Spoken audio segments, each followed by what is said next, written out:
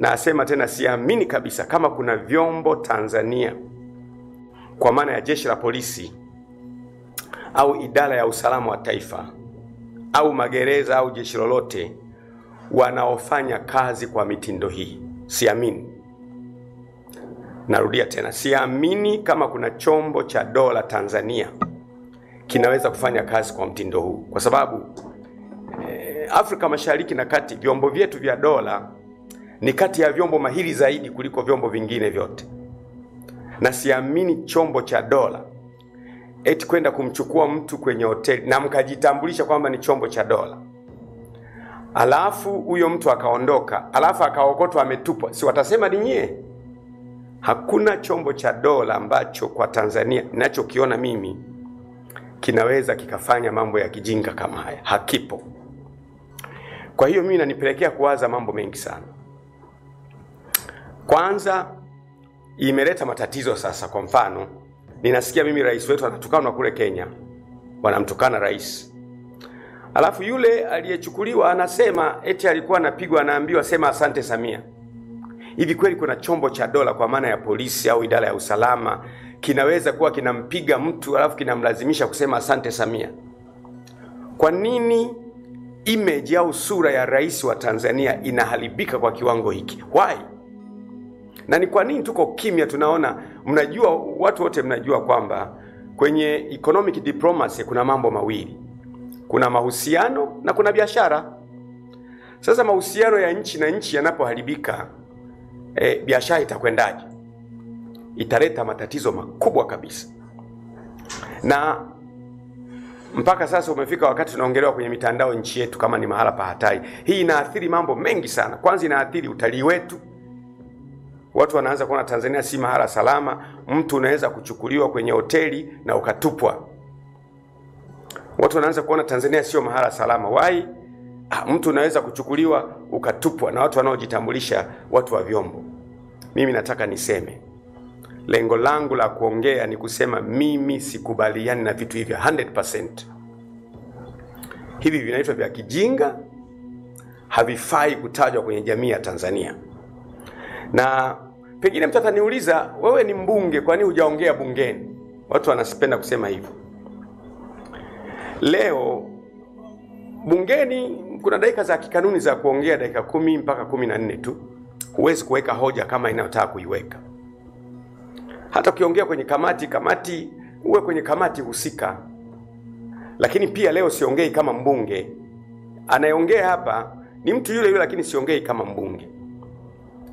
Mwingine anasema, sasa wewe kwa nini usiongee kama mneki wa CCM?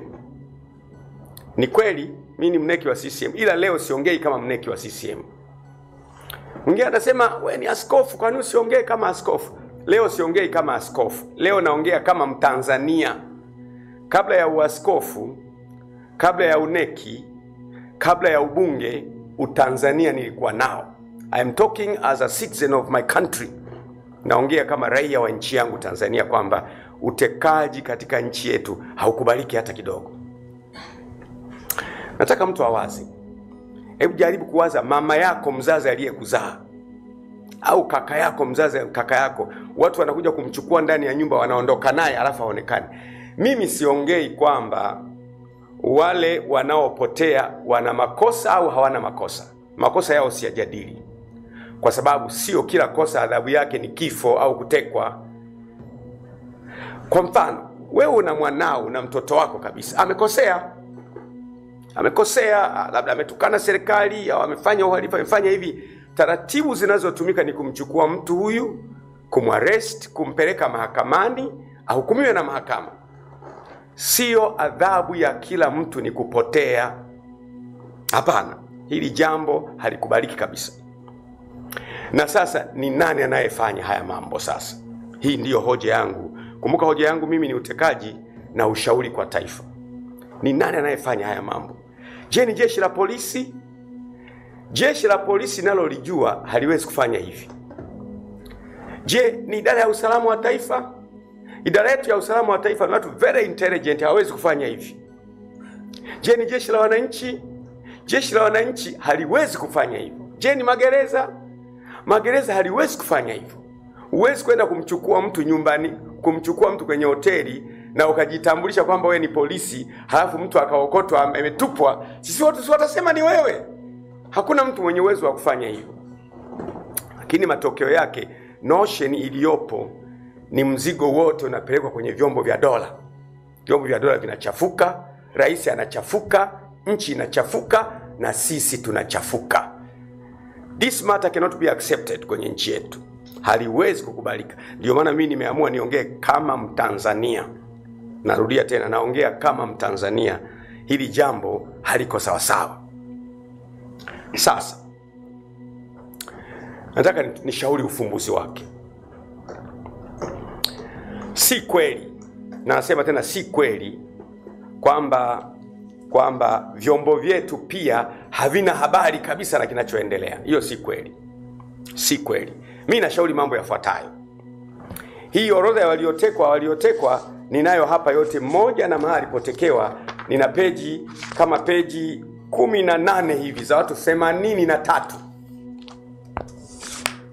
wanatekwa, kidnapping in our country, abduction. Ushauri wangu wa kwanza, lazima awepo anayewateka watu. Yupo, na anawateka kwa makusudi yake. Lazima yupo. Ushauri wangu wa kwanza ambao ni wa muhimu sana. Mkuu wa idara ya usalama wa taifa. Nianze na mkuu wa idara ya usalama wa taifa. Unajua ni very sensitive kuongea habari za mkuu wa idara ya usalama wa taifa. Si mnajua Lakini ni lazima tuzungumze. Tanzania ni yetu sote. Na ni Tanzania kwanza, mengine yote yanafuata. Narudia tena, Tanzania ni yetu sote. Na ni Tanzania kwanza, mengine yote yanafuata. Vyama vinafuata baadaye, makanisa yanafuata baadaye, vyuo vinafuata baadaye. Tanzania kwanza, halafu wengine wanafuata baadaye. Na Tanzania ni yetu sote. Nianze na idara ya usalama wa taifa.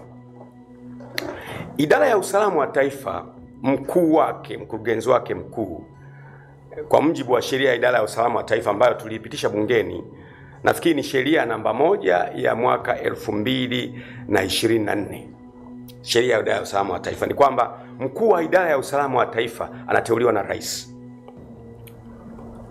wa Tanzania bara na wa Zanzibar, na msaidizi wake anateuliwa na rais, ni mteule wa rais.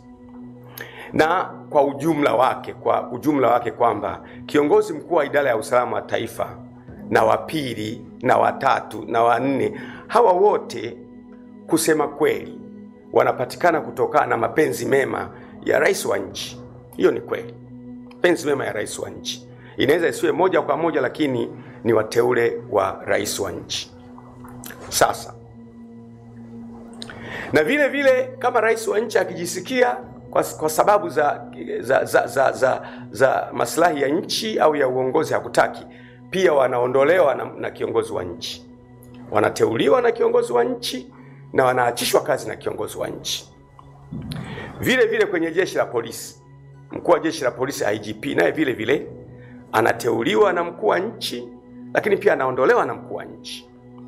Vile vile magereza, mkuu wa jeshi la magereza pia na yeye anateuliwa na mkuu wa nchi na anaondolewa na mkuu wa nchi. Vile vile na jeshi la wananchi CDF, na yeye vile vile mkuu wa jeshi la wananchi anateuliwa na rais na anaondolewa na rais. Kwa rais akiona vyovyote vile anaweza kumuondoa wakati wowote. Sasa mimi nina mapendekezo yangu ya muhimu sana, na mapendekezo haya yasipoeleweka nitarudi tena kuongea na nyie. Unajua ukiongea hoja nzito kama hii, kuna wale watu ambao wanarukiaga hoja barabarani. Kwenye hili jambo mimi niko tayari kurudi hata mara 6 hata mara 100, ili tulifanye vizuri, tuishi kwenye nchi kwa furaha. Kwa mfano, kwa sababu hawa wakuu wa vyombo wote ni wateule wa rais, ni jambo zuri. Mimi nawaza kwamba huyu mkuu wa chombo huyu, kwa mfano mkuu wa idara ya usalama, ameteuliwa na rais. Alafu huyu mkuu wa idara ya usalama anafukuzwa kazi na rais. Ikitokea huyu mkuu wa idara ya usalama amepishana na mheshimiwa rais kwenye jambo ambalo ni la maslahi ya nchi. Sisi ni wanasiasa. Mheshimiwa rais au mwanasiasa mwingine yote angependa maslahi yake ya kisiasa ya shamili. Hakuna mtu mjinga duniani ambaye asingependa siasa yake shamili. Kila mtu angependa. Kwa mfano, huyu mkurugenzi mkuu wa idara ya usalama wa taifa akaona liko jambo ambalo ama mheshimiwa rais ama mamlaka za nchi zinafanya kinyume na uzalendo wa Kitanzania. Halafu akashauri, bwana, mimi kama mkuu wa idara ya usalama wa taifa ninaona kwamba hili jambo linahatarisha usalama wa nchi, liachwe. Anafukuzwa kazi, anaondoka. Kwa sababu huyu naye mshauri mambo ya kizalendo ndio ana mamlaka ya kufukuza kazi, unaondoka, analetwa mwingine. Akiletwa mwingine na yeye akionekana yeye kuna mambo fulani fulani ambayo, mimi natoa mifano, kuna mambo fulani fulani ambayo ni ustawi wa nchi, naye anayakwamisha, yamekuja, lakini yeye anashauri, bwana, mimi naona mheshimiwa ili jambo tusilifanye kwa sababu linahatarisha usalama wa nchi. Akikataa anafukuzwa, atakuja analetwa mwingine.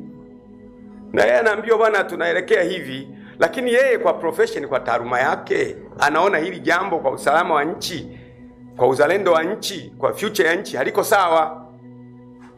Akakataa, naye anafukuzwa. Atakapokuja wanne atakubali, kwa sababu hawa ni binadamu wenye ana familia, huyu mtu ana watoto, ana maisha, ana ambition, ana watu wanaomtegemea, ni mtu. Mkuu wa idara ya usalama wa taifa, mkuu wa jeshi la polisi, mkuu wa jeshi la magereza, mkuu wa jeshi la wananchi ni binadamu kama binadamu mwingine yeyote. Akiona wenzangu walitetea maslahi ya nchi wamefukuzwa na mwenzangu mwingine amefukuzwa, itabidi mtu akubali. Mimi sisemi kwamba kuna mtu amekubali. Prepaway helps you to pass IT certification exams easily. Latest and updated exam questions and answers for over 1,000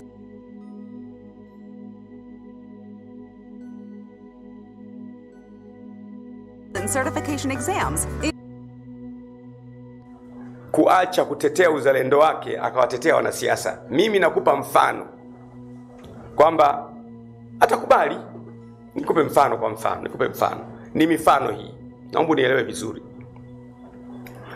Kwa mfano, tunadaiwa deni, niseme tunadaiwa deni na nchi fulani, labda Ufaransa au Uingereza au nani, au kampuni yoyote au taasisi yoyote. Halafu hiyo taasisi nayo tudai deni kama nchi, ikasema basi ule muda wa kulipa umepita, tunaomba sisi mtukabidhi ziwa Tanganyika tuwe tunaliendesha kwa miaka 100 au miaka 30 au miaka 40. Halafu tutatumia kwa maana ya tutavua, tutafanya utalii miaka 40 au 20, tutarudisha hela zetu. Unanielewa eh? Sasa huyu mkuu wa chombo, kwa mfano mkuu wa idara ya usalama wa taifa, au mkuu wa jeshi la polisi, au mkuu wa jeshi la wananchi, au mkuu wa jeshi la magereza, au wakuu wa vyombo wote, wakasema, samahani mheshimiwa, hili jambo ni kweli tunadaiwa, tutafute njia nyingine, tusimpe huyu ziwa Victoria. Ameondoka yule, amefukuzwa yule. Lakini alichofukuziwa sio kwamba amefanya kosa, anatetea maslahi ya nchi, ndio maana kimemfanya afukuzwe kazi. Kwa hiyo tukifanikiwa kuwalinda hawa wakuu wa vyombo wasifukuzwe hivi hivi kirahisi, watakuwa na uwezo wa kuisimamia nchi yetu vizuri bila kupata madhara yanayoathiri familia zao. Utekaji unaondoka. Utekaji unaondoka. Utaniuliza mimi, sasa utekaji unaondokaje? Siamini. Narudia tena, I don't believe it.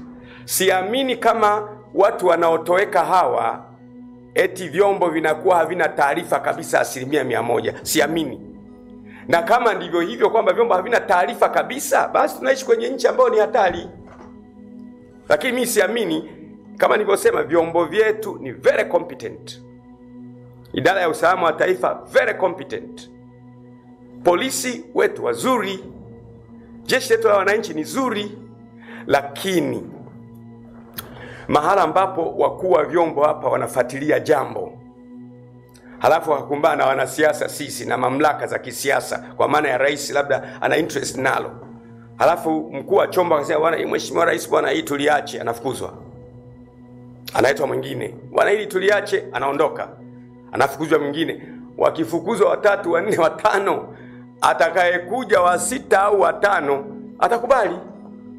Kwa hiyo nchi itaanza kwenda upande, na hili jambo ni ngumu kulizungumza, lakini lazima lizungumzwe. Kwa mimi nashauri mambo yafuatayo. Cha kwanza ambacho nashauri, nisikilizeni vizuri. Mimi kosi mnanijua mimi siongei mambo ya hovyo hovyo, na ndio maana sijawahi kuongea na media tangu nimekuwa mbunge. Lakini nimeona tutapoteza nchi. Tanzania ni yetu sote, na Tanzania kwanza, mengine yote yanafuata. Ushauri wangu wa kwanza, ni kweli tubadilishe sheria yetu, iendelee kwamba wakuu wa vyombo, kwa maana ya DGIS, mkuu wa idara ya usalama wa taifa na msaidizi wake na wasaidizi wake, wale wateule wa rais wote, mkuu wa jeshi la polisi IGP na watu wote ambao ni wateule wa rais, mkuu wa jeshi la magereza, mkuu wa jeshi la wananchi, wateule wa rais wote, ni kweli wao wanateuliwa na rais.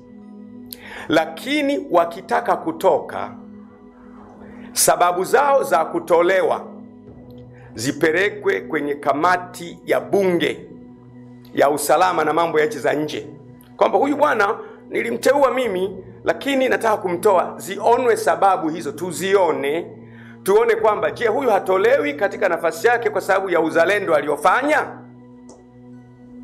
Mtu anataka nielewe, ili wabunge, kuna kamati ya ulinzi na usalama na mambo ya nje ya bunge, waangalie kwamba mtu anapotaka kutolewa, kama nchi zingine, naona kama Marekani, kiongozi wa chombo anapokuwa anateuliwa, kama unavyojua, anahojiwa na maseneta, wanamhoji.